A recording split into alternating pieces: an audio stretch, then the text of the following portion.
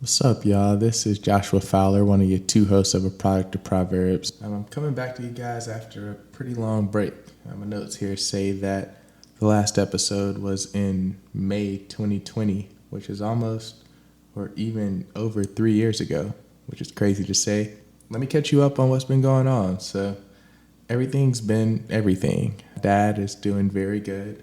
He's back home in Atlanta. Me, myself, I'm doing very alone. I'm here in Austin, Texas, and there's been a lot of changes over the last couple years. So my dad's been very busy with work and with the church, just kind of navigating the virtual to in-person to with COVID resurfacing back virtual and just kind of navigating the landscape of managing an aging congregation. He's also been working his full-time job, setting the right example for all of us. So myself, I've been following my dad's footsteps. I remember as a kid, my dad was in Bible college while he worked a full-time job. I did something very similar. I went back to school. So where we left off of this podcast, I was in the middle of an MBA program at Georgia Tech. I then kind of transitioned my career and took a new job upon graduating that MBA program.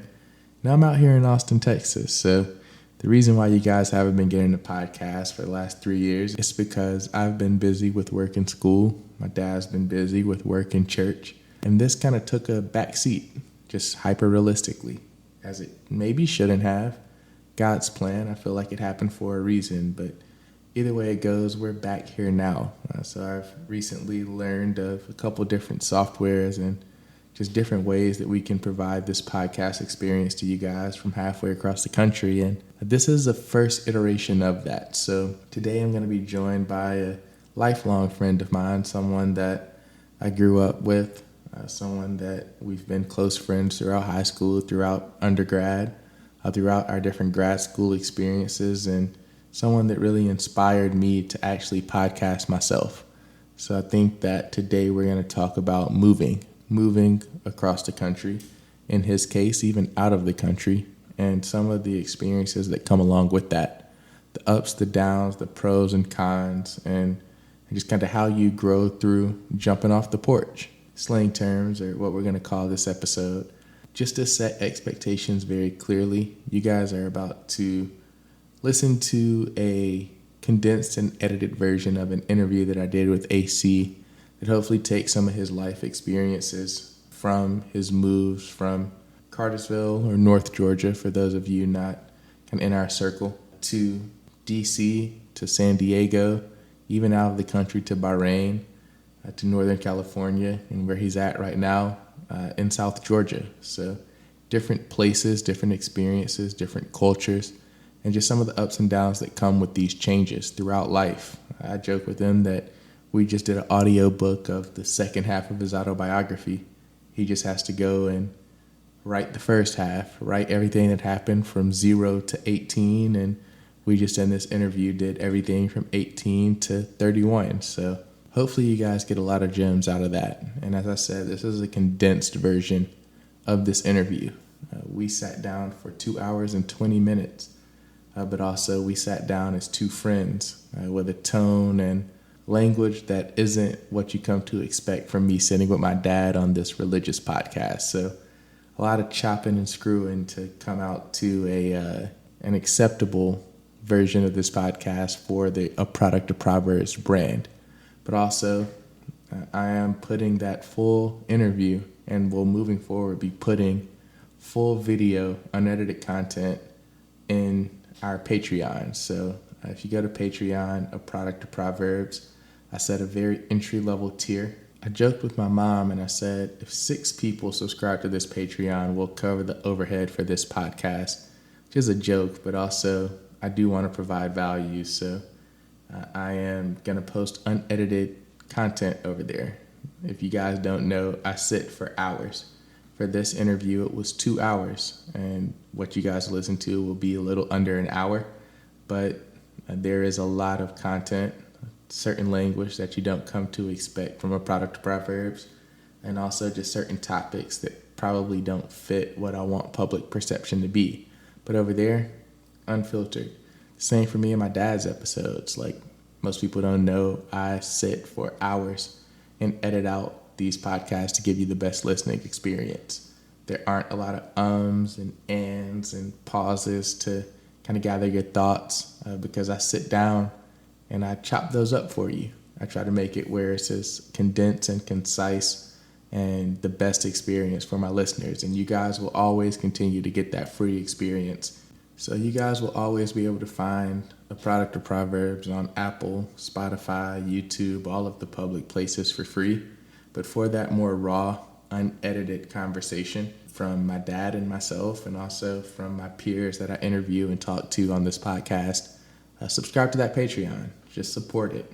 Listening to a 2-hour interview from two friends as opposed to a 1-hour interview might be a little value proposition because we was on a different frequency on our real conversation than you're going to hear in this. And maybe some points and times you may hear where conversations got chopped or clipped, and maybe we dove into some things that we're not going to put out publicly because of our personal brands, because of our jobs, because of just life. But I'm very excited for this episode. I'm very excited to be back in this creative space. I'm very excited to be providing value to anyone that wants it. So with that, let's go ahead and jump into this interview. This is me and a lifelong friend talking about our experiences with moving away from home. And hopefully this helps you as you move away from home. Hopefully this helps you as you maybe consider the paths that are available to you in life and the choices you can make. And once you do jump off the porch, you'll be able to look back on this and say,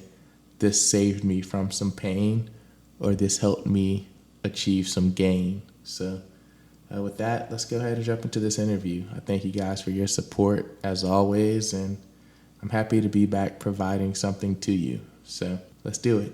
And we're here. As I said a little earlier, I got a special guest with me.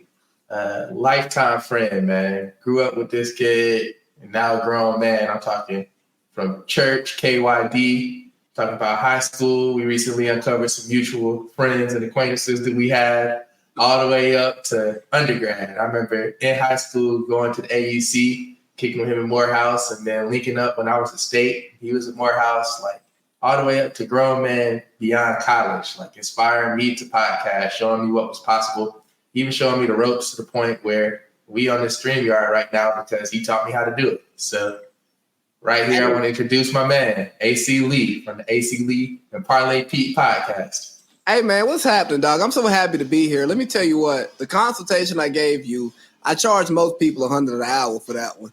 But you my guy. What's your link in bio for them to sign up for their consultations? Oh, yeah, link in bio, bigbabythegoat23@gmail.com if you want a consultation, or just hit me on Instagram, A_C_2. We finally had to let Big Baby go because what's her name? We won't say her name. Dolphin Teeth, Big Gum Girl from that show y'all like, Insecure. She's insecure, so she got me up out of here. It's okay though. Oh, I know exactly who you're talking about. Yeah. Her name flagged on my platform. No. We would not say her name because she'll get people canceled. But let me tell you what, dog. When I read through the notes, right, and I brushed through them because I really like to shoot from the hip. If I read too much, I'm gonna actually like come up with answers, and I'm like that on my podcast. I came here to be free. Okay. But I teared up, man, because I know from our pocket of Northwest Georgia, right, I inspired a lot of people to try potting because I saw it after I did it. And a lot of those people didn't give me props, and it hurt my feelings because I'm sensitive. I'm an emotional guy. I'm super sensitive. Yeah, like a lot of stuff bothers me. And I see this, I go, hey, dog, like, I even support y'all, man. I want y'all to be better than me. I want y'all to do more views. I want y'all to do more downloads, right? Because I fell on the sword for a lot of you people because I did some dumb stuff on the pod that, like, alienated so many people. Like, there's a pastor that we know. He pulled me to the side. He like, well, baby, you got a filthy mouth. I go, yeah. And somebody whose wedding you were in spoke to me about it too. And it really I went, dang, bro. I've lost people who actually respect what I have to say because they respect me so much that they don't want to hear me in this in this way publicly. And don't get me wrong, like I've cleaned it up a little bit, but I'm still going to speak because I ain't talking to them old people. I'm talking to young people. Old people, I love y'all, but y'all done figured it out, good or bad. Y'all where y'all are. But I'm trying to inspire the youth to be better than we are, better than y'all are, because that's who matters. If money wasn't a thing, bro, I would probably do nonprofit work with young people or be a school teacher. But I live in America, and they don't make enough money, and I need the money. Money make the world go round. No, people make the world go round. We can dive conspiracy land into that and the money behind everybody's social security number, but this ain't that type of podcast, man. Nah, bro. That type of pod. Hey, don't let me take over your podcast because I'm happy to be a guest. I'm so happy to be a guest. I've wanted to get interviewed for a while, and you hit me up about it, and I'm like, oh yeah, bro, like read my mind. But I'm sometimes a bad guest because I overtalk because I'm so used to just running my own show, and you know. And that's what we want here because, like I said in the intro, like we leaning into your experience in this podcast. Say all you need to say because, as I prayed before this, we want to help people. There's a bunch of young people that don't know what it's like to do what we about to talk about. So we really need to show them the ropes. And I mean, if you got a lot to say, you need to be able to say it. You can't be chopping off good points. There's a lot of examples to be made. It's a lot of nuance in things. And if we just stick to the bullet point, something might get lost in translation. So this is a product of Proverbs. As always, it wouldn't be right if we didn't start with at least one proverb to just kind of help set the tone for this whole conversation. And the one I found for this one was Proverbs 13:20. Whoever walks with the wise becomes wise, but the companion of fools will suffer harm. So just thinking about that's a very important part to just keep it in the back of your mind as we going through all these move conversations, everything that we're talking about. Even to the music and stuff we consume. Like if you walking in wisdom, if you walking in positive energy, if you listen to Killer Mike and JC and you're not listening to Dirk and NBA, you'll probably become a little bit more wise and be able to walk a little bit straighter. But if all you listen to is Future all day, every day, you'll find yourself in a strip club. And Jay-Z said, you know what's more important than throwing money in the strip club? Credit. What you gonna do? You gotta pick your poison. Like, so we here, man. We here, and I appreciate you joining the podcast. And I feel like we can have a real good conversation today. Kind of kick it off. We talked about moving.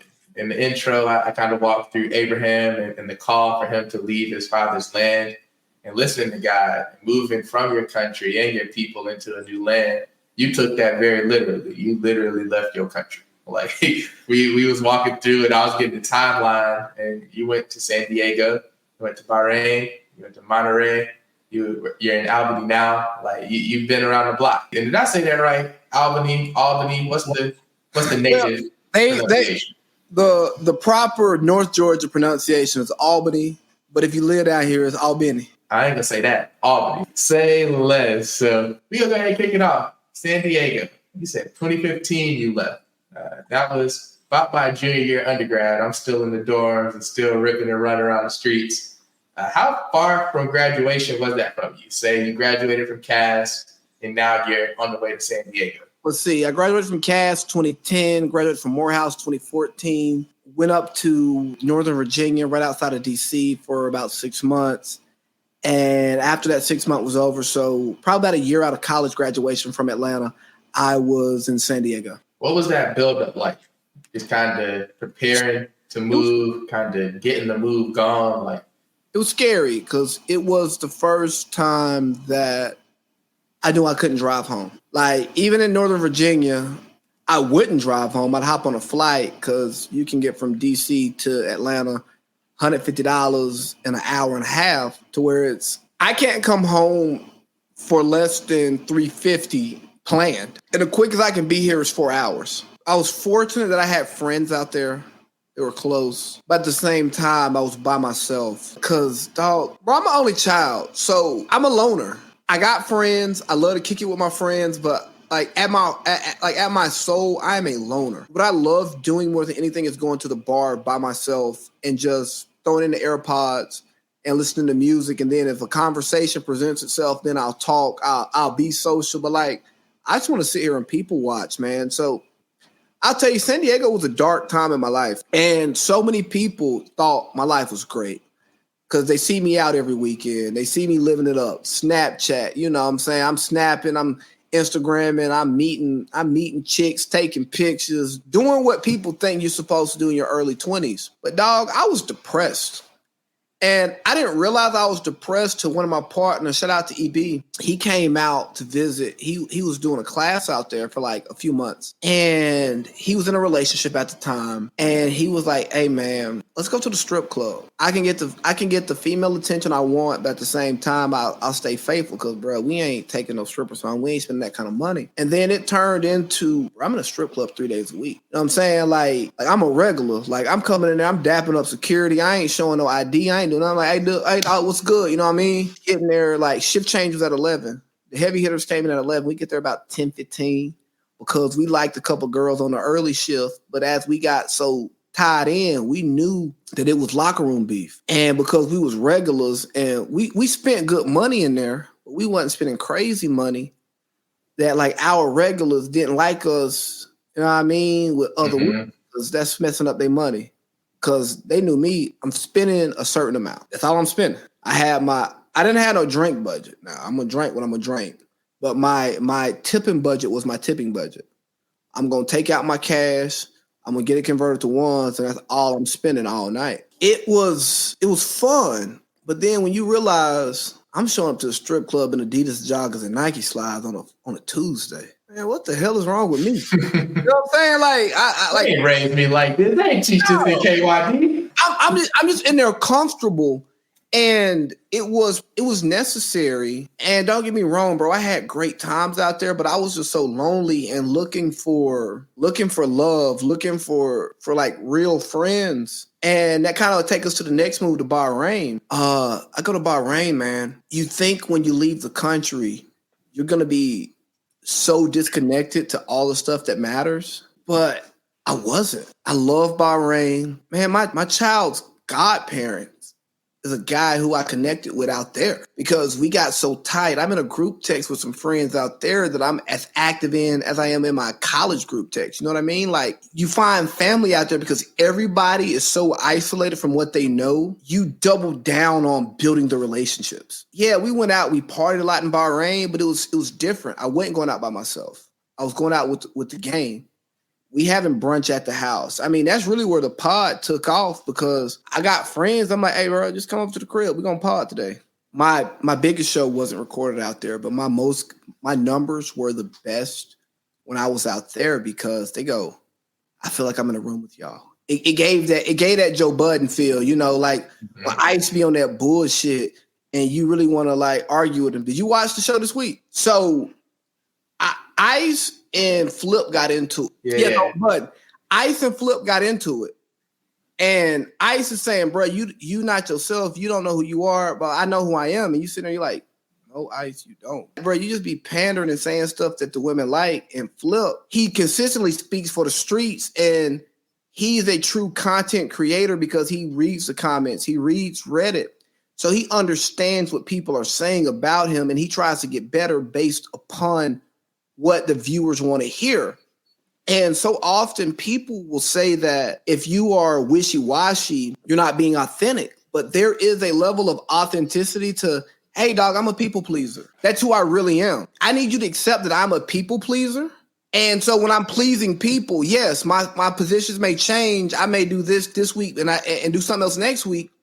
But it's because that's who I am. I'm a shapeshifter. Eighth grade. Tricky times in all of our lives. Right. I was like, we did this thing. It was a wax museum. Like I was, not to brag on myself, but I was in the gifted program in school from third grade through middle school, then high school. Like you just didn't have like gifted. You just had honors and AP classes, right?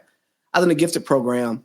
And we did a wax museum. So you got to read a book on a person, and then you have to like write a speech based on that person. And the first person I did was Thurgood Marshall. In the book I read on Thurgood Marshall, he talked about how when he was with his boys playing spades, he's smoking cigarettes, he's talking shit. But then when he's with his lawyer friend, he's being a lawyer. He's not being that same person. And that always resonated with me. And I think it's the genesis of my double, triple, quadruple, sequential lives, right? Like my ability to compartmentalize so many things is that when I'm in a certain group, I'm gonna act a certain way. Bro, we're professionals, but we N-words at heart. Bro, you Emerson. I'm Cartersville. You know what I'm saying? But like when we're in those environments, we're totally different people. Bro, you done seen me in church hungover. At least you was there. But She was there. But when we go to church, bro, we in church mode. We're not in Saturday night mode. We're not in Friday night mode. We're not in Sunday brunch mode. We're in church mode. And we're going to give God his respect, at least while we in that setting. Then we hop into another setting. Like, we ain't gonna do church mode. We ain't quoting Proverbs right now. Hey, no, we own it. You know what I mean? So like that book really created the outline for my life, and it stuck with me. If you start thinking about Black men in America who don't get enough credit, Thurgood Marshall is one of those people who should be talked about like King, who should be talked about like X, Huey Newton. Like you start talking about all these people fighting for Black people, and you can spin it to this conversation. We need people in the system because we're all a part of the system. Like I know we got a lot of like radicals out there who's like, buck the system. I bet. Cool. But the system still exists. So how can I act in this system in a way that makes me successful? At my heart, I'm not a capitalist. I feel like we should share what we have in the community. But in order for me to be successful in America, to give my daughter, to give my wife the lives that I want them to have, bro, I gotta be a capitalist. You got to make certain sacrifices. You got to make certain moves. You have to play the game. The game is the game. Whether you play it or not, the game still go on. And you're right. Part of on the back end of capitalism, spinning the block back on Bahrain, I'm not even going to insult my viewers' intelligence. I had to Google this myself, but just so y'all know, just a quick little spark notes from my Wikipedia research. Bahrain is in Asia, right? Kind of just like a whole bunch of, I found this interesting. They had natural and artificial islands. Like, what does that even mean? I'll tell you, bro. Like, they got these created islands out there, right? Man-made. And it was one island. I can't think of the name of it right now, but I had people who lived out there. One of the best grown people house parties I went to was out there. Boy, me and my boy Wow, we got to it. Your boy Chuck was out there. Hey, Chuck's a wild boy. Chuck's a wild boy. Yeah. Nah, like he was one of the first people I met out there, and That's we started kicking it heavy at the beginning. We kind of started running different circles, different, you know what I mean? But Chuck a wild boy. But like, Bahrain was crazy, man. Like, you go to the Middle East, right? And I remember before I left, I was at Mount Olive. Shout out to Pastor Lisby, Randy, my guy. That's my pastor. Man, love Randy Lisby, man. I went and asked for prayer because I was scared, bro. Like, I didn't know what I was getting into, bro. Like, you see the media propaganda of what the Middle East is like. Dog, I move over there. I ain't locked my door ever. People, like, the crime over there is minimal. I had a housekeeper come over, take care of me. But I lived in a nice high-rise, 15th floor type deal, beautiful apartment. And don't believe everything you see on TV. That's what I'll say. Yeah, it's a little bit different because of like the Muslim culture and stuff like that. But you got Uber drivers who are fluent in like 6-7 languages. And you go, well, I'm a stupid American. I speak English. But going over there, it really opened my eyes to so much stuff. It goes like, hey, man, as an American, I don't matter as much as I think I do. Because there's a whole life over here that it ain't even anti-American. It's just not tied to America. But my Visa card worked. And almost anywhere I go, I can spend these US dollars. So I was good. The food fresher over there, man. Like this American, like, bro, McDonald's over there is good. I think about that all the time because I know we're coming into a new election cycle. Every election cycle you read online and everyone swears they hate America so much and they're leaving. I haven't seen one single expat American born in my 29 years of life. Ain't nobody left yet. What are they going to leave for and when are they going to leave to? I wouldn't even know what to tell you. I think it's just a buzzword. It's a nice thing to say. Like, we got to get out of here. It's better to wear. How do you know? I think that's a good piece of advice. Like, for one, don't believe everything you see on the news about other countries being so bad or being so good, or about your own country being so bad and being so good. Like, be objective. Yeah, but I mean, you got to think about it. That's the type of stuff that help make you who you are, help give you the strength to go through things. And like you said, as you enter into the parenthood stage and as you do certain things, like you didn't have that example. Just think if you had some of the other examples, like selfishness of certain things where you wouldn't have the same mature perspective. Yeah, dog. Like, I look at so many people I went to school with, and it's so disheartening to see where some of those people are at in life, right? Love them guys. Y'all failing classes, y'all making C's and D's, but you know songs. So your ability to understand information and spit it back out is where it needs to be. But your focus is on the wrong stuff. And I look at coaches. I lack so much respect for so many high school coaches because you have so much control over young people's lives. And if you don't do right by those kids to be smart for them when they can't be smart for themselves, like, hey, yeah, he ain't no D1 prospect. He's a D2 prospect.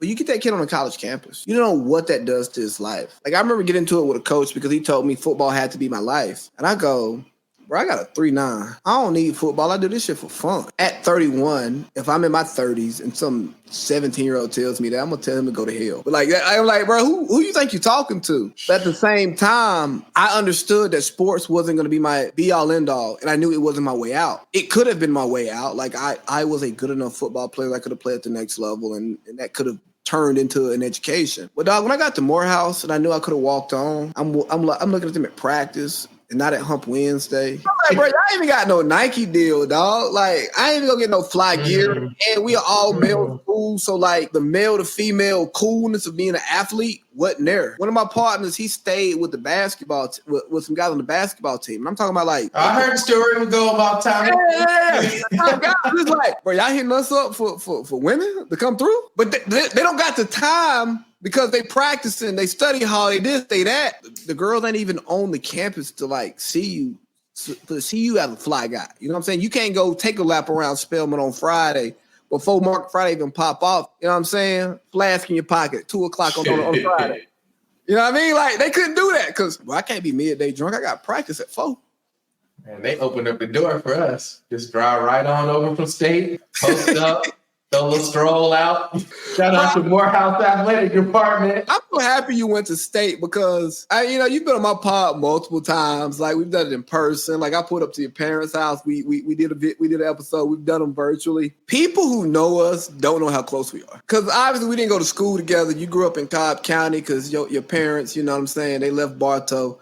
Raise some bougie. Hey, when I look at, we can ride by, I forgot the name of the road, but it's like on the way out to Woodland. If you're going from Emerson out to down to Dellinger Park, and they show us the lot they was going to buy to build the house at, and we would have had to go to Woodland. And I think all the time, like, how different would our lives have been. I'm so happy that didn't happen to y'all because I'm going to tell you something. Most of the dudes who went to Woodland were corny.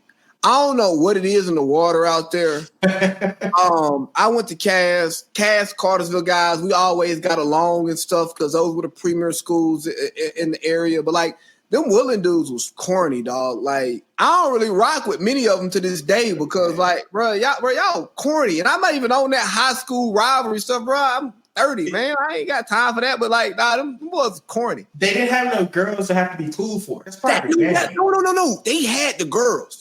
Who? I was just thinking, I'm brainstorming. I ain't trying to name drop. Was there somebody? Yeah, I know you're talking about. Yeah. That's about the only Woodland girl I can remember. They were there. You just had to know somebody to know them. They weren't out there like them from Cass and Cartersville. And shout out to accessible. Shout out to Emmy because I've been cool with Emmy for years. That's the homie. Yeah. And so I would be around Emmy. So I would be around Emmy friends. And they was just ducked off. They was ducked off in the woods. That's what was going on. Yeah, and Todd, bro, you gotta stay. Like, Todd was like a runner back in the day. Like, he was in Harley. He was out Woodland. He was Calhoun, Rockmart, Dalton. Like, he doing all this. And I'm just a driver. I didn't run track in high school. You know, track meet is where you meet the women from the other schools.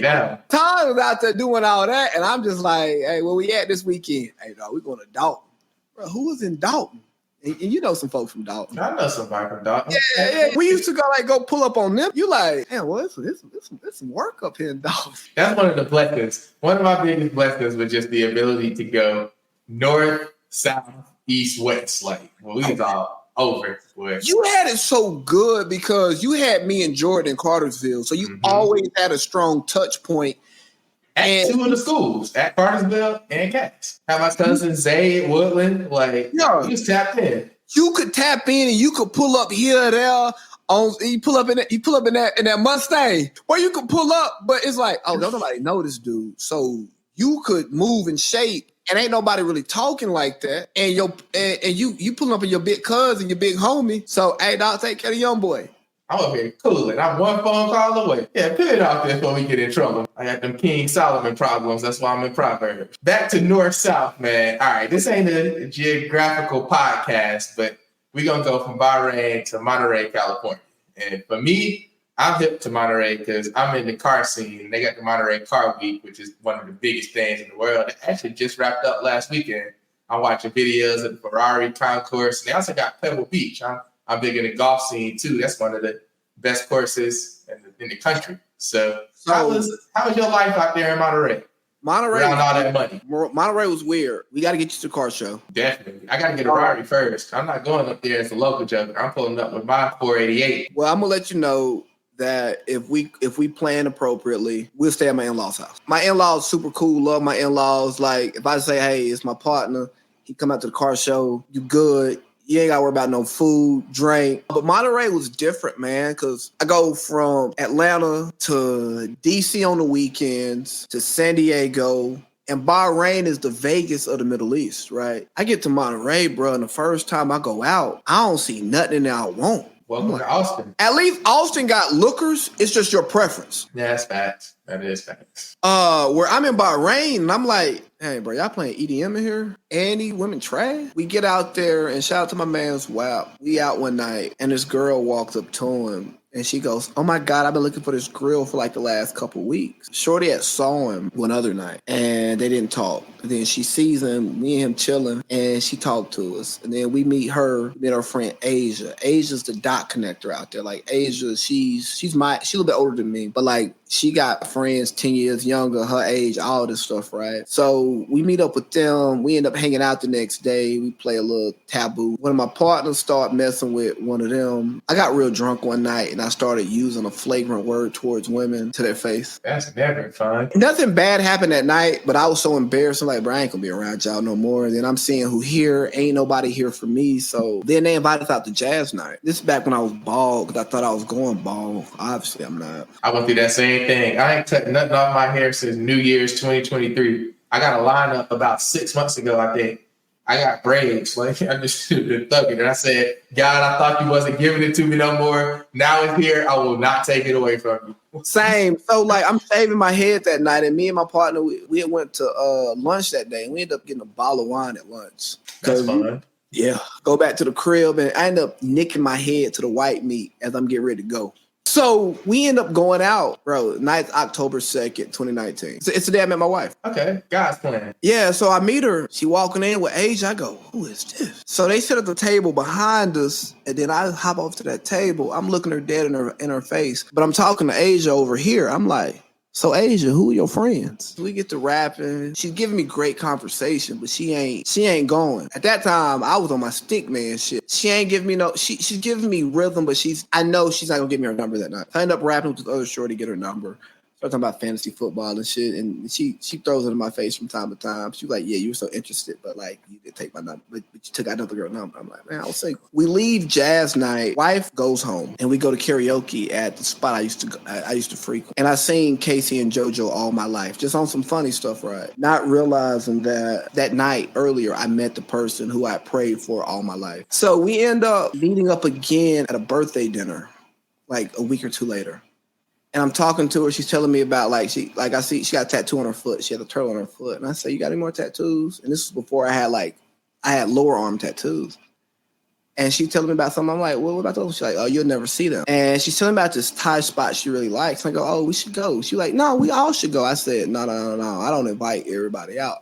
I want to go with you. She laughed it off, and then she ended up moving seats, and she got me talking to her friend. I ain't trying to talk to Shorty at all, because you might end up liking me, and I don't want you to like me because I like your friend. I don't want y'all to have your little girl talk, yeah. And she worked at a restaurant. I was walking distance from my house, and she told me, "Hey, yeah, you should come here." Blah blah blah. I'm never going there because you might think that I like you. And me and my wife, we just start seeing each other around at the little gatherings and stuff, and we find ourselves always ducking off talking.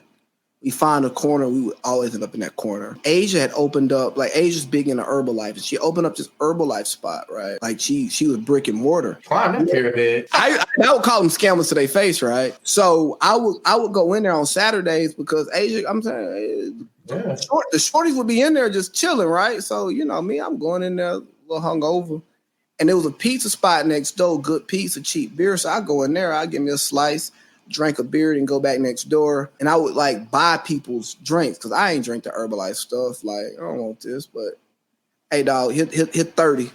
The next how many customers come in, just get them. And I knew my wife would come in there every Saturday morning, so I'll always be there. On some real creep type stuff that y'all would say now this Me Too movement, but I saw somebody I wanted to get to know, and I wanted to, you know what I mean? So I would be where she would be at. And they started telling me about this church they went to, so I would go to church with them. Church was like an hour away. And then one day, my ride couldn't go, so I ended up driving up myself. And it changed everything with me and my wife's dynamic because she goes, "Oh, wow, like you committed to it." Because, you know, like, you don't know me, don't know that, like, bro, I'm a church going type of guy. Like, I rock out with God. I'm just more open about my sins. Like, I don't really hide my sins like that. Yeah, like when I was single, I like to drink, I like to fornicate. Yeah. Like, that's me. But, like, I know what I'm doing is wrong, but I still rock out with the word. So she saw that about me. And then one day, man, we sitting there talking. And I go, "Man, I'm tired of messing with these hoes. I don't like this. This is so empty. Like, I can't keep doing this." And I told her that. She was like, "Wow." We decided to go get Thai food. It's the Saturday before COVID hit. COVID, like, shut down on Tuesday. We go out that Saturday. We go out and we end up going to a party around our mutual friends. We act like we ain't go out and none of that stuff. Like, we kept the shit on the low. She worked by my crib, and I was working from home at that point. And when she would get off, she would say, "Hey, you want to come by the beach?" So I would just meet her at the beach like almost every day. We just kicking it. And then finally, like, I don't know what to refer to you as. So I just be telling people, "You're my girlfriend." They're cool. She like, yeah. So, yeah, Monterey was different because it was so slow. I had finally cut ties with somebody who I've been on and off with for years. I realized I wanted something that was much more. And as bad as I talk about Monterey, man, like, I found myself out there. Bahrain, I found the family that I needed. But then in Monterey, I found the person I needed to build my own family. And the food's great. I can only imagine being that close to the water. I mean, yeah, you talk about Pebble Beach, but there's so many other great golf courses out there. At the peak of COVID, bro, I was at the driving range 3 days a week, playing 18 at least once a week, you know? Like, it was where I fell in love with golf, man. I was 18 3 days a week. COVID was the perfect time for golf, and apparently everybody else too, because now the course is back all the way up. Every course out here, because everybody picked up golf in the last 3 years. That's the nice thing about living in Albany, though. Like, so Albany Rec Department, they have a golf course, like Albany Municipal Golf Course. Bro, it's like $25 for a weekday tee time, no appointment. That sounds like Browns Mill back in Atlanta, city of Atlanta courses. Especially, bro, if I got an off day, I drop the daughter off at daycare, and I just go lose some golf balls. I was just going to ask you, what's your handicap? What's your swing like? But you said you losing golf balls. Like, you out there for fun. Yeah, bro. After I moved from Monterey here, I stopped playing so much. Because for one, it's too hot out here to be playing. Like Monterey, bro. Tell everybody in Georgia, I ain't hearing none of that hot shit. It'd be 104 to 109 every day out here in Austin. At 10 a.m., it's 100 degrees. At 7 p.m., it's 100 degrees. Do you have gnats? No, we don't have bugs. It's too hot for bugs right here. It's too hot for water. They ain't got nothing to drink. We got gnats here, and I can do the hot. I can't do the hot in the gnats. I can feel that. So I got lazy, and then once my wife moved out here, no, that's it for that. That's it for that. That's every golf guy's story. Yeah, the girlfriend moved in. Yeah, bro. Like golf. It's like, oh, I don't give you enough time as is. I'm gonna go play golf for 5 hours in peace. That's a non-negotiable. You don't want a non-golf meet. I fractured my ankle on the golf course about a month ago now, so I'm out until about November. But it's been the worst of my life. I'm watching the FedEx Cup right now. I got 2 different golf video games. I can't even practice with. I'm going through it. I was telling her one day, because she was telling me like all the different things I do, and I go, honestly, like the only place that I'm like truly at peace is when I'm on a golf course. Outside of my one little thirsty video that I'll post to let my golf friends know I'm playing golf, my phone is in the cart. I disconnect from everything. Like, I ain't listen to music. I ain't listen to podcasts. I'm just out there drinking some seltzers, either smoking a stogie, and I'm just chilling. I like to play by myself. Same, bro. I hate when I go as a solo. They match me up with some folks that's gonna piss me off. Honestly, bro, that's why I play where I play at, because there's some country clubs around here. Dudes is less than $2K a month. Like, it's super affordable. But dog, I ain't trying to play with y'all, bro. I'm not trying to reap the benefits of a country club. Like, I'm not trying to be social. I'm not gonna hang out in a club in a restaurant and talk to you people. Like, I'm here to play some golf, give me a bite to eat, have a couple drinks, and then go home. So I'd rather play at the public course. That's crazy, but that's actually a perfect transition from Monterey to Albany. Is that what you said earlier? Albany! Back in Georgia. From slow to, I imagine, maybe a little slower. Was Albany a little slower than Monterey, or Monterey a little slower than Albany? I know it's probably hard to tell with the wife and kid down here between Dolo. Because my first year, I was here by myself. And me and the wife, she was my girlfriend then, and we were up and down. So, like, I was outside. Not to say I was outside doing stuff, but I was just there, you know. Albany is a weekend city. It's a Thursday through Sunday. You can be outside. You can, you know what I mean? You can do whatever you want. It was super different. It was the first time since college I could go to see my mama whenever I want to on the weekend, you know. And I spent a lot of time in Cartersville in Atlanta when I first moved here because I was homesick, dog. Tell me about it. It was I left Atlanta in 2014. I got here in 2020. Yeah, I got here in 2020. So, like, it's been 6 years. I hadn't been, when I was in college, I didn't go home. I went home like 2-3 times a semester. Like, the only time I was really going home was 1 year I was dating a chick back home. So back then I was like, man, I'm going home. But like other than that, like, I didn't go home. Now it's like, dang, I can go see my mama. My grandmama, she turned 90 and she had about 2 weeks. You know what I'm saying? Like, I can go see my grandmama and stuff. Like, before I bought before my mama bought me a wash and dry, shout out to my mom. I know I'm going to Cartersville at least once a month, but I got probably 50 pair of drawers. So I ain't even got to like wash clothes, you know what I'm saying? Because I take my laundry home and stuff. So it was refreshing. It's what I needed to reconnect to home, to Cartersville, to my partners in Atlanta. Shit, I went to my first homecoming last year since I graduated, bro. Like, I got my Falcons season tickets, so I get to go see the Falcons play every home game. I got to go see Trae Young then make that run in the playoffs. You know what I mean? Like, I got to, like, do the stuff that I like to do. So it's been amazing. And Albany is a tough city if you're young and single and you are a North Georgia snob. Because South Georgia is a different state, dog. It's a totally different state. I think about that. I tell Daniel that because he's in South Carolina, and he'd be like, yeah, North Carolina and South Carolina are different.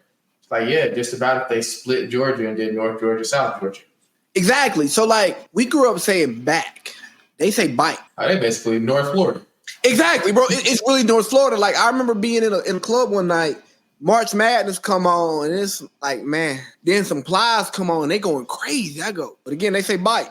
I wish I could hear either one of those in Texas. If I have to listen, they had the early 2000s pop. I'm listening to Christina Milian and 50 Cent.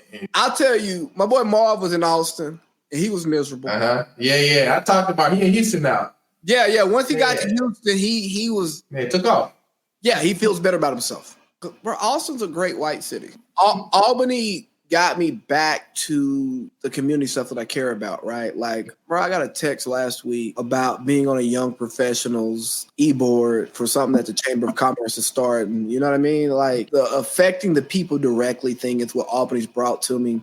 Man, it's 70% black down here. I didn't know that. Yeah, but the average median income is $30K. Actually, ain't there a college down there? Ain't Albany State University? Albany State down here, yeah. We got busy down there a little bit, too. Good to know that you traveled. Shout out to Sigmund. It's so weird because there's a lot of money here. It's just not touching the black community that takes up most of Albany. You see Jim Crow here way more than you see it, like, closer to Atlanta. For one, you see the fields. You go, I remember that ride down to Statesboro. They still got cotton fields. Yeah, bro. You see the cotton fields, bro. You see the old houses that used to be the big house. And then, like, I live in Northern Albany. That's where I bought my house. I used to live in West Albany. West Albany looks like name a city, bro. Bankhead?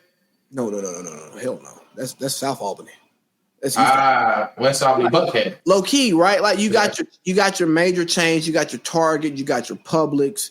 You know what I mean? You got like, we went to this Italian spot in West Albany today, bro. Like my plate was $38. My wife's plate was $35, bro. We in Albany. It was of that quality though. It was a $40 plate. I got what I paid for, but you go, the demographic of this place doesn't say that I should pay this much for a plate, even at this quality, but the restaurant's full. Somebody out here getting some money. Have and have not. And this city is a major case of the have and the have-nots. But I like it because it has some similarities of Atlanta where you see Black people in important positions. Like, I got married at the courthouse. The judge who married me was a Black judge. The church that I go to, it's not a mega church, but it's big. And like, when they do their scholarships, gave out 50,000 scholarships out the church. And you got like the congressman from the district. He's a member of the church that I go to. There's a lady whose the daycare is named after that my daughter goes to. Howard alum. Daughter's a Howard alum. Grandson, Howard right now. Just crossed Q last year. Alpha chapter, you know what I'm saying? They own some daycares, own the club at a time, own some other stuff. She was a professor at Albany State. You go, bro, y'all. You see Black people getting to the money. She in her 80s. She drive one of the little Benz truck. You know what I mean? And you go, there's money here. And my wife hates it here, which is unfortunate because I like it here. She's born and raised Monterey? Yeah. Okay, yeah, that's different than I'd imagine. Different. She's used to a multicultural environment where this is Black, white. Hispanics got the most small little corner. The Asians got they nail shops, they massage parlors, and the few Asian restaurants, but you don't see them, bro. Where y'all grocery shop at? Where y'all go at, like, bro? You know what I'm saying? Like, I don't see y'all at night. I don't see y'all during the day. Mm-hmm. I only see you, like, at your place of business. So, like, she's not used to the segregation that still exists here. And, you know, when people talk about, you watched the Larry Elder on the one place where I disagree with him when he talked about like the systematic oppression and racism is, does the system do it today? Probably not. In places it does, but it's so deep that it's the people in their personal preference and the way they go about life that keeps it going. Not actually the system itself, because the system itself is pretty fair. Like, your parents had jobs that allowed you to live in a certain school district. You went to that school. You made certain grades. You took your SAT, your ACT. You made a certain score, which then allowed you to go to a certain school. You went to that school. You did what you did. You made your grades. You joined your frat. You did all the stuff, which landed you a job. You got your job. Then you decided to go get your MBA. You go to one of the best schools in the country to get your MBA, and then you find yourself with another job in another city. And I'm looking at your background, bro. You got a nice spot. You can afford to be where you are, right? The system worked out for you. If you meet the standard of the system, more times than not, you're going to be okay. But the problem is within the system is when you don't meet the standard, when you're like right below, is that you may not get A opportunity, but also you can't get B, C, D, E. So you got to settle for X. X ain't really what you want, whereas there are other people who are at the same level that you are, maybe a little bit lower, and the system gets them A. That's the systemic stuff that people talk about because, hey, dog, we ain't criminals. We got college degrees. You know what I'm saying? Like, we good. Big facts. You got to pay for them now. I'm telling you, man. Well, I hit nail on that the other day. Like, I said, what? I told my mom I was joking. I was like, man, I would have never went to school. I would have known I had to pay for this. Oh, bro, like I used to be in that mind frame. Like, I ain't never paying for them. I keep these loans till I die, or they'll forgive them sometime. I'm like, nah, get these shits out the way. That's what I'm on, bro. I'm like, I want a full paycheck. That's what it is. Like, I want a full paycheck. Plus, also, like, I want to go back to school and get my PhD. So I don't want to have loans and throw that on top of those. I really don't even want to take a loan for that. Like, I want to pay that out of pocket. Because, but the student loan debt is so crazy, right? Because it ain't bad debt on your credit report. It's bad debt in my monthly budget. I want a Porsche. Like, no, I can't buy no Porsche with $740 a month going towards school. And that's what I be on, because, like, I joked around with my wife. I said, hey, bro, Lo really messed up me buying this vet. Because my truck will be paid off soon. I'm like, vet. Right? And you go, well, can I commit $800 a month, increase car insurance on a car that I'm going to barely drive it. Like, I'm not driving my vet to work every day. That's me right now. Or you got to go to work every day. Like right now, I got my car 3 years ago. I'm driving right now. I I got a C43 AMG, this sedan. I went simple. I did 0 miles when I got it. It's 3 years. I got 21,000 miles on that car. When I came out to Austin, I had 19,000. I've been here a year. I put 2,000 miles on it. What am I paying for this car for? I could Uber them 2,000 miles. Like, what do I have a car for? Yeah, because I know when you go out at night, you ain't driving. Where I live at is a crazy spot. I'm a 5-minute walk to every bar, restaurant, store. Oh, so you right by 6th Street? No, sir. I'm up north. I don't know about Austin. I don't know about 36. I'm never going nowhere called dirty. I don't know. My dad, he bought me a old F-150 when I was in college. When I graduated, we swapped. He gave me his '03 Ranger, paid off, right? And I used to go to work, and like the guys on my team would be like, "You gonna get a new car? Like, how you gonna like entertain a woman and like you gonna take a woman out in that?" Because it was like an '03 Ranger with camper on the back. You know what I'm saying? Like the creeper camper. And I go, Jay-Z said, you can try to change, but that's just the top layer. Man, you was who you was, but you got here. I know this wasn't on the list. How fire for you proper speaking folks? I say fire. Bro, how fire is it that Jay-Z has a quote for damn near anything we've experienced in life? And how fire is it that it's off the top? He didn't write that down. He didn't sit and think about that. That was his brain. I'll take it to my grave. I think that Wayne, in between hooks, raps better than Jay-Z. I think Wayne, in between hooks, raps better than anybody else. But Jay-Z's ability to make me feel like he's talking to me. Like, Wayne doesn't do that. Like, Wayne just be talking. You don't know what he's talking about. That's hard. Yeah, that shit fire, bro. How did your brain put them words together, right? But Jay, he say some fire shit, but then at the same time, you go, nah, that touched my soul. Like, this tattoo I got right here from Can I Live? I'd rather die enormous to live dormant. Yeah, I'd rather be dead doing something than live doing nothing. Like, and you think about it, though, like, those are all the things you learn that you would never know. You never jumped off the porch. If you never exposed yourself, because everybody be big dog and everybody's in the comfort zone. But you got to get out that comfort zone. And you learn a lot. Like the things you said that you could tell and teach your daughter.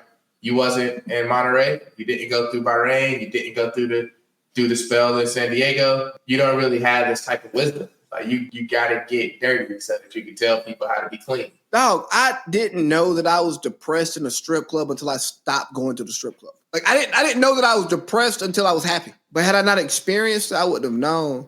What Kanye said, I learned the hard way. This ain't the place to get love. Another one of them Jay-Z's. He got something for you, especially because I've been running Donda and Jesus is King recently too. Like all the way from college dropout to now. Shit, this is my most recent tattoo. I got the graduation bear. Oh, I love that, bro. Yeah, that's shout out to Hector at Artistic Persuasion Tattoos on Main Street. I mean, that inked me up for 10 years. Kanye was the first rapper I introduced my daughter to. Because I'm like I want my kid to be a hip-hop kid, right? Like, I grew up on hip-hop. I'm not listening to Kids Bop. I'm not listening to that nonsense.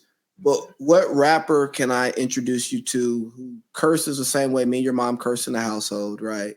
But is not so flagrant with their material? I go, yay. When I tell you her favorite song is All of the Lights, she definitely watched that video way too young. But she I can put it on right now and she just pops up. She starts smiling and I go, oh my God, we can bond over Ye. Because I love Ye. Like, even though I don't stand with everything he stands in, especially publicly. But Kanye is what happens when you're good. When you're good, you get to be a dick. I say this a lot and it comes off the wrong way, but to a certain extent, in capitalism, in society, what do you work for? And you don't work to be a dick. You don't work to be an asshole. You don't work to be mean to people. You work for the freedom to do whatever you want to do. So if you want to do Christian, you can do Christian. If you want to do conservative, you can do conservative. If you want to do art, you can do art. If you want to do club, you can do whatever you want to do. That's what you work for. That's what you sacrifice for. They hate it when you finally get to the end of the sacrifice and then exercise your freedom. It's like, nah. Act like us. They ain't got that freedom. They did that work. I don't subscribe to that train of thought. You don't achieve success to be an asshole, but at the same time, if you decide you want to wake up and be an asshole today, you want to be able to get it off and it not affect your life in a way that matters to you. Because again, Kanye lost money doing some of the stuff he did, but did it change his life? No, bro. Like, I think it was Ish when he was on Need to Know. I listened to Ish on Need to Know. He was saying, bro, what's the difference between 1 billion and 3 billion? Taxes. Taxes, pride, and if you're trying to buy a sports team, honestly, that's about the only thing that's the difference when you start talking about 1 billion and 3 billion. So certain guys aren't getting off their couch to make more money. It's like, for what? You want me to get away from the stuff that I enjoy doing to make an amount of money that's not going to change my life? Yeah, nah, I'm good. Nah, it don't work. But it takes experience to even get to that point. You got to get to the place where you've seen, you've lived, you've done, you've moved, you lived here, you saw this, you experienced this. I always say, like, if I never did it then, I wouldn't appreciate it now. I'm about to turn 30 in October, about a month.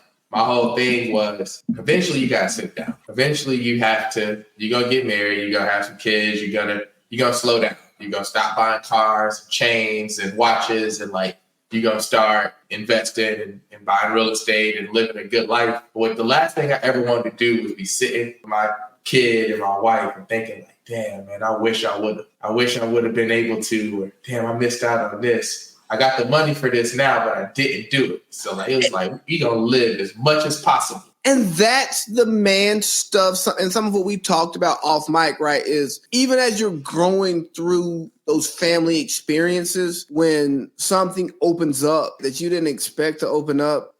I spent New Year's in Dubai. We went to a party, expensive party, boy, too. You said Dubai. I just saw money. It was like an outdoor beach type thing, but it weren't like in the sand. Like, we're having food on. I remember just being the life of like the dance area, right? Like, I'm out there going crazy. I'm talking about communicating with people and we ain't even saying words because we speak different languages. And like, you just doing this and that. And the stuff I won't tell on the podcast, but long story short is, after I experienced that, I said, this was cool. I did it. I know I can do it. I'm good. I ain't saying I'm going to give it up today, but I'm saying that if my life puts me in a place to where I have a better alternative, because I think that's different between men and women, right? Like, women think a dude is like ain't shit because he does ain't shit stuff when he's single. It's like, no, I'm single. When I'm happy in a relationship, no, I'm a great guy. You know, we're not doing that. We're not risking this for that. Doing that is one of those experiences where it goes, oh, bro, you can go out. You can go to a new country with people who don't speak your language. You can still get your shit off and it works. I'm good. And I think that's the whole point of this whole podcast, the whole intention of it is take that risk, jump off the porch, experience something new, see something different. And on the back end of that, similar to Jay-Z said, like, you was who you was before you got here. You are you. You're going to be you. Don't think about losing yourself. You'll have experiences. You'll do the ups and downs. You'll always be able to come back home. You'll always have opportunities. But if you don't want to live life with no what ifs. So you got to take the risk. And as you just explained, like, this is basically like the second half of your autobiography. If you think about it, you just explain life from, say, leaving Cartersville at high school all the way up to being 31 and a father and a husband, and experiences that made you who you are in between them. And if you never go through any of those ups and downs, because the downs is just as important as the ups. You have to do the bullshit. You have to waste the money. You have to have the failed relationships. You have to have the bad hookups. You got to do all the things that put you in the place. Like, it's all God's plan. Like, everything, good and bad, is for a reason. And if you don't never jump off the porch, you'll never know anything about the good, the bad, none of it. You'll just be sitting, wishing and watching people live their life on Instagram, watching people do things that you don't know that you can do, thinking it's going to bring you a joy that you'll find out after you actually do it. So what you see is very different than what you actually experience in the real world. Very similar, like I said, like, you sit and scroll on Instagram, you sit and scroll on TikTok, you sit and scroll on Facebook. I didn't get that. Could you try again? No, it's okay, Siri. I guess they telling us to wrap it up. Siri said, hey, I've been over here talking too much. I've been listening this whole time. We're saying the real stuff right now. This is stuff that it takes a while to This is stuff that matters, right? Like, this is the synopsis, like you said earlier. Like, we be long-winded with a whole bunch of examples and a whole bunch of stuff to really bring it back to the whole point that can be summarized in the summary of this podcast episode.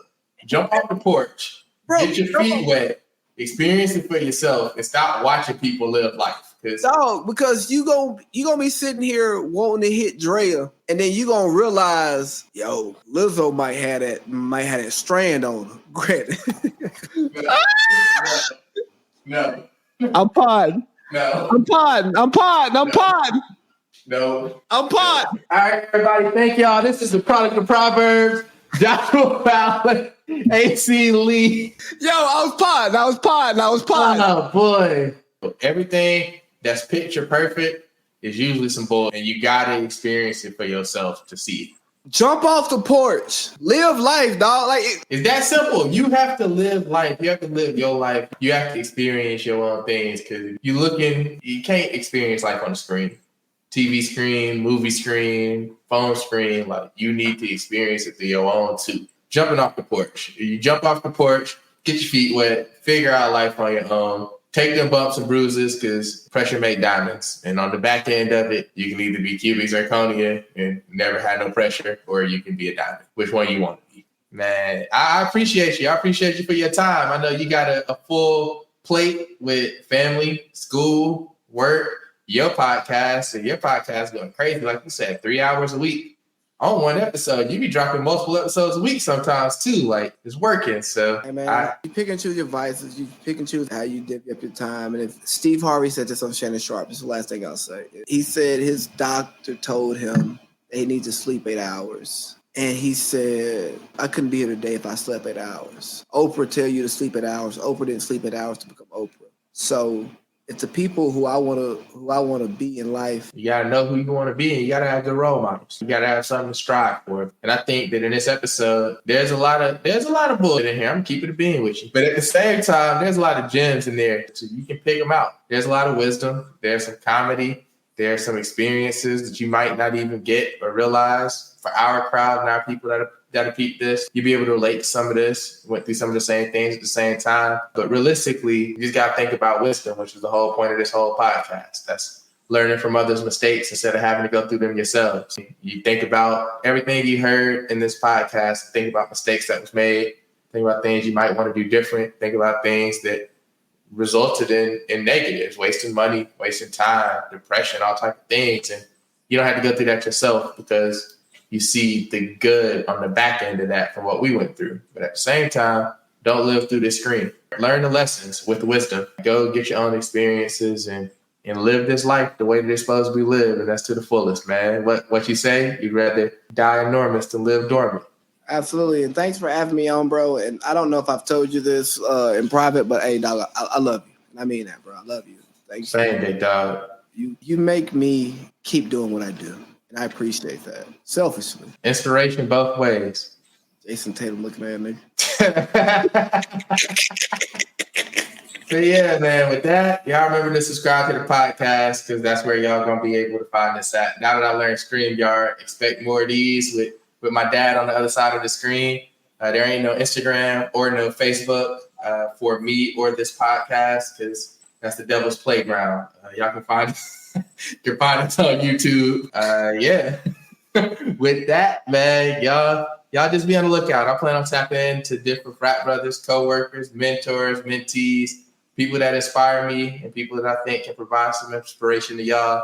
Life-improving conversations just like this one. So before I sign off of this, we just got to leave you with something. I know it's a Proverbs. We started with one, but I think this specific verse from Ecclesiastes really speaks to it heavily. Ecclesiastes chapter 11, verses 4-6. And it says, whoever watches the wind will not plant.